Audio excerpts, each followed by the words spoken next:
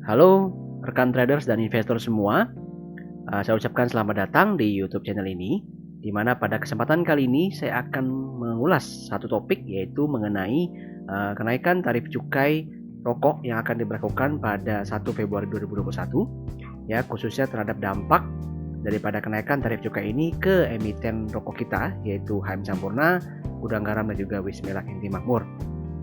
Untuk itu, bagi teman-teman mungkin yang sedang mengincar ketiga saham ini ya, ingin melakukan entry buy, ataupun bagi teman-teman yang memang sudah memiliki saham ini ya, yang berkeinginan untuk melakukan averaging down, ataupun mungkin sedang bimbang karena malah harga sahamnya mengalami penurunan, maka saya harapkan bisa menonton ulasan yang saya berikan ini dari awal hingga akhir, sehingga nanti informasi tambahan yang saya berikan dapat bermanfaat bagi teman-teman semua.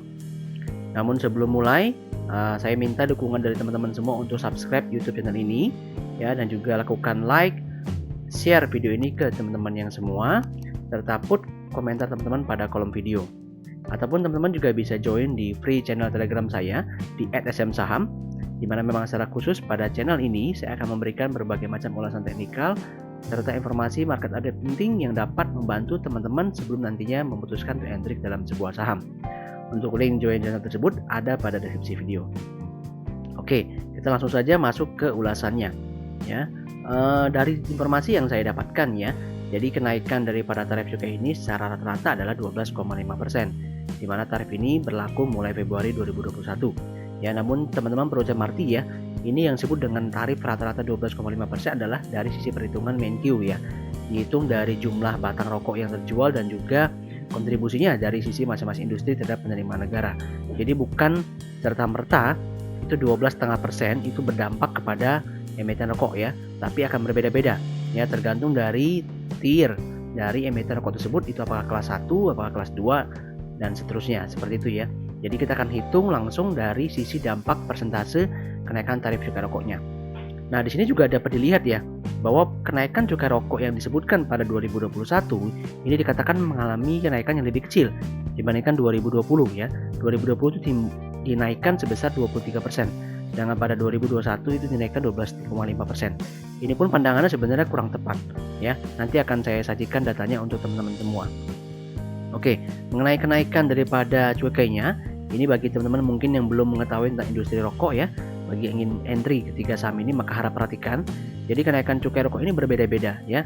Jadi untuk sigaret ketek mesin kita sebut juga dengan SKM ini golongan 1, 2A dan 2B ini memiliki kenaikan tarif yang berbeda-beda.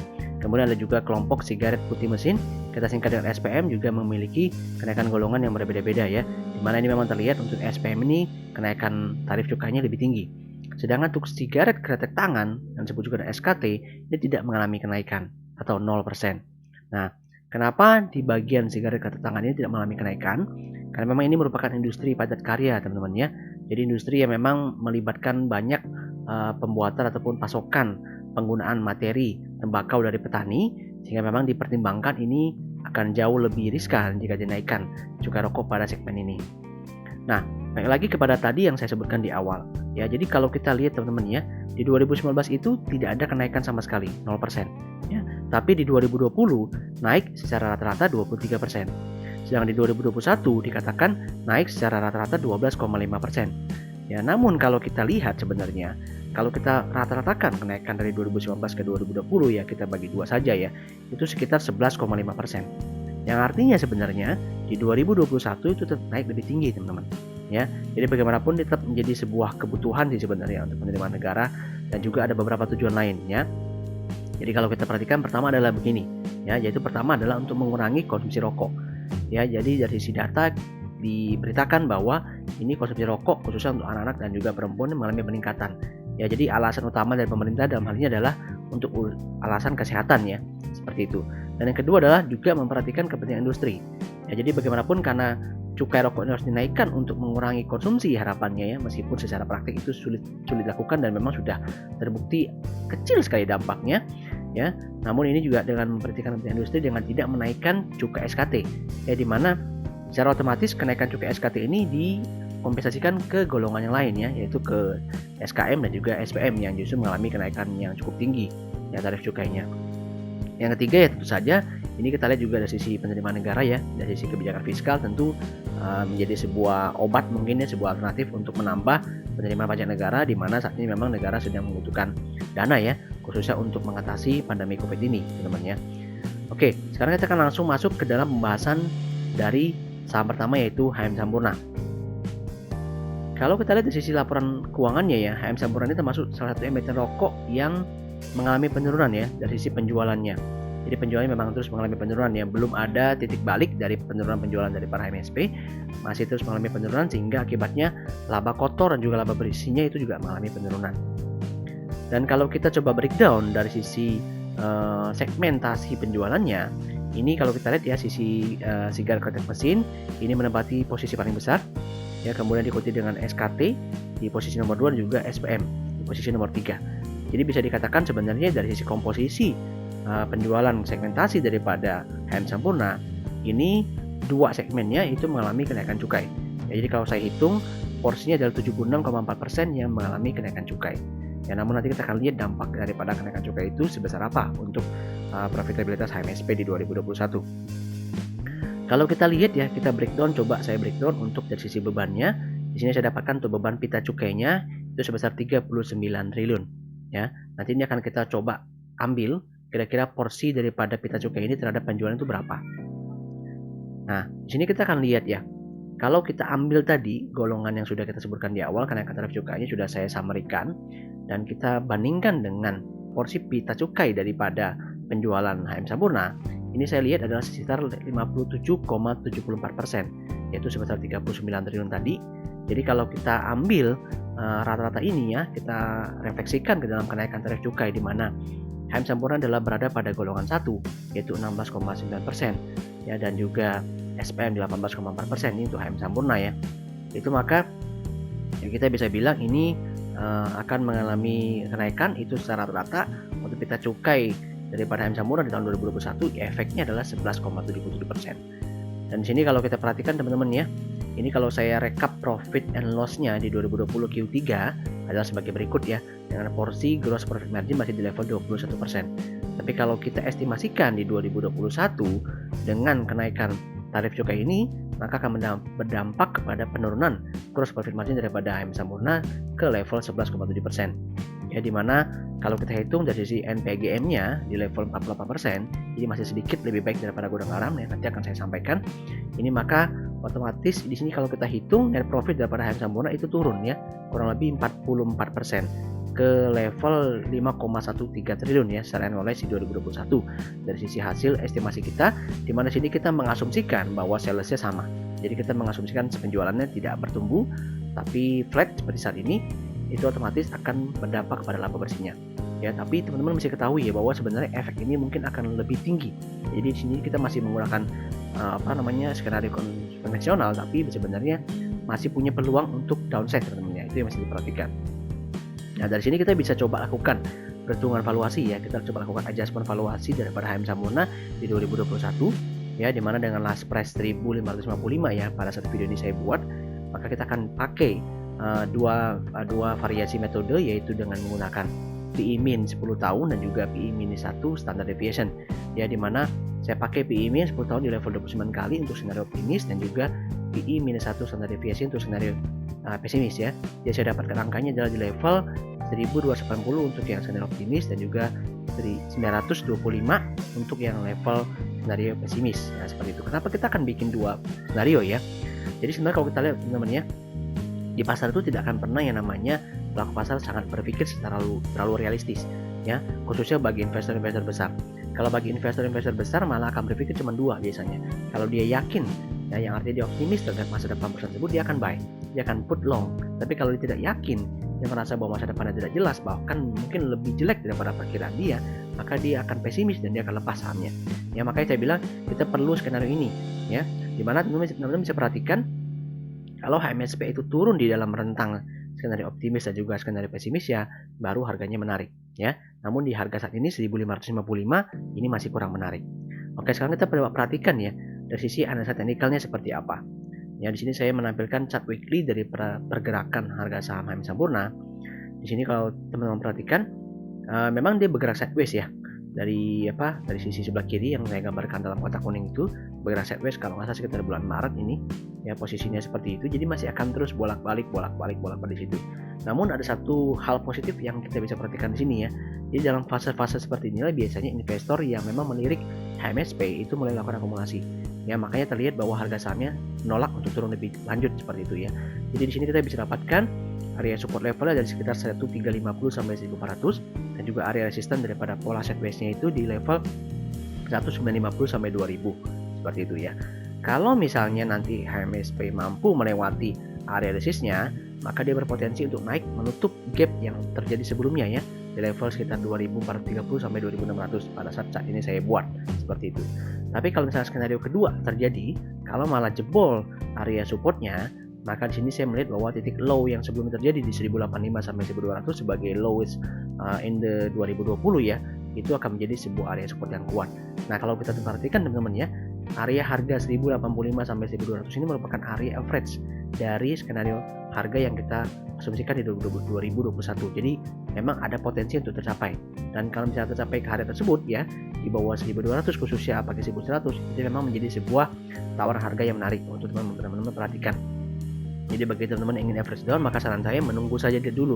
Ya, kalau dia bergerak di antara 1350 sampai 1400 ya boleh average down sedikit. Bagi yang ingin beli juga boleh. Ya, cicil buy pertama dulu, siapkan dananya untuk nanti average down kalau misalnya terjadi skenario yang lebih negatif. Seperti itu ya. Oke, berikutnya kita akan masuk ke gudang garam. Nah, kalau kita perhatikan gudang garam ini lebih baik ya, secara penjualannya itu juga masih mengalami peningkatan. Jadi secara kompetisi di sini saya melihat gudang garam itu masih lebih unggul ya dibandingkan HM Sampurna.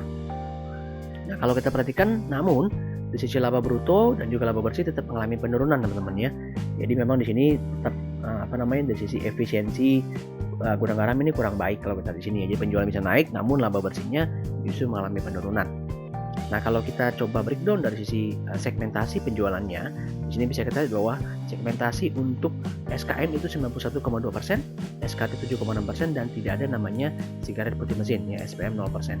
Jadi kalau dari sisi porsi penjualan daripada gudang garam ini 91,2% itu yang akan terkena pita cukai seperti itu, yang akan kena cukai seperti itu. Nah, ini kalau kita perhatikan dari sisi beban pita cukai sendiri ya, kalau kita hitung dari sisi revenue itu yang secara total ada 58,5 triliun. Ini kita lihat nanti ini memiliki dampak yang lebih kecil kenaikan cukainya ya.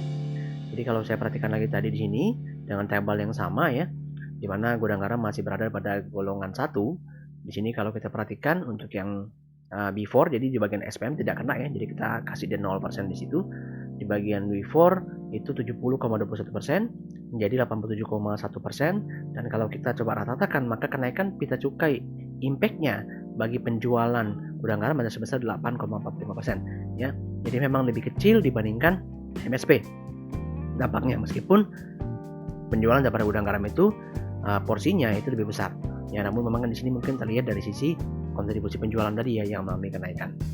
Nah, kalau kita coba rekap daripada laporan keuangan Q3 2020-nya dan kita estimasikan dengan capaian yang akan terjadi nanti pada 2021, maka di sini kita bisa lihat bahwa dengan penjualan tarif cukai sebesar 8,44%, ini net profit daripada gudang garam menurun sekitar 45% teman-teman. Ya, ini lebih sedikit lebih tinggi dibandingkan HMSP. Kenapa bisa seperti itu? Ya karena tadi kita bisa katakan ya, sisi penjualan gudang garam memang mengalami kenaikan, namun secara efisiensi kurang baik ya. Ini terlihat daripada rasio NPNGM yang kita put di sini, di mana HMSP di level 48%, namun gudang garam sendiri di level 43,56%. Jadi masalah gudang garam ini adalah di sisi efisiensinya, efisiensi operasional mereka.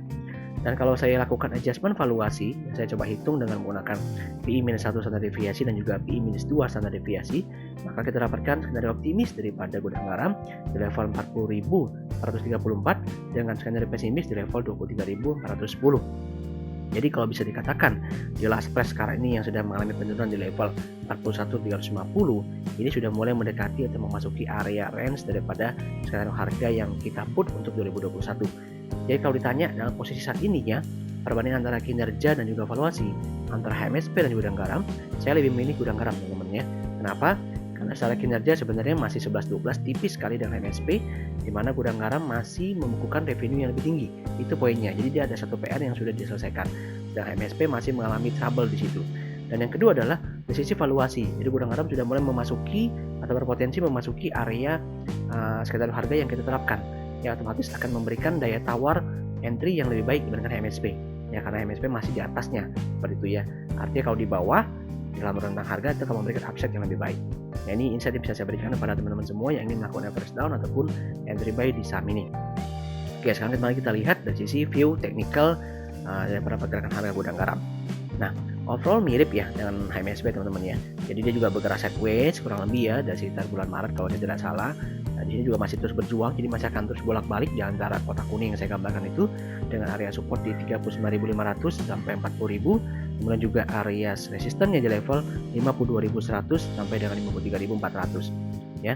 Jika nantinya Gudang Garam mampu melewati area resistannya, maka juga akan berpotensi menutup gap ya kurang lebih bersama nih, terjadi gap di area atas di harga 59.700 sampai 66.800. Nah, bagaimana jika nanti Gudang Garam malah breakdown level supportnya ya, maka akan terlihat pengujian kembali level support yang sebelumnya sangat kuat ya di level 30.600 sampai 35.000, rentangnya cukup jauh. Di sini yang bisa teman-teman perhatikan. Jadi strateginya hampir sama nih dengan HMSP. Teman-teman bagi yang ingin entry buy bisa coba beli nih di kurang lebih harga 40.000 seperti ini ya, tapi ingat baru cicil pertama, jangan langsung semua, jangan all in. Siapkan dana lagi untuk average down di bawah. Kalau misalkan Gudang Garam itu mengalami penurunan kembali ke level area support yang saya gambarkan ini ya. Bagi teman-teman yang juga ingin average down juga bisa di area tersebut ya.